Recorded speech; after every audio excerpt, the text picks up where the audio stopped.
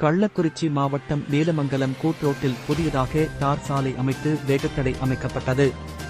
வேகத்தடை இருப்பதற்கான வெள்ளை நிறக்கோடு இல்லாமலும், வேகத்தடை இருப்பதற்கான தகவல் பலகை இல்லாமலும், சூரிய ஒளி மூலம் இரவில் ஒளிரும் மின்விளக்கு சாலையில் அமைக்காமலும் இருப்பதினால் இரவில் சாலையில் பயணிக்கும் பயணிகள், வயதானவர்கள், சிறுவர்கள் நிலை தடுமாறி கீழே விழுந்து சிறு காயங்களுடன் உயிர் தப்பி செல்கின்றனர்.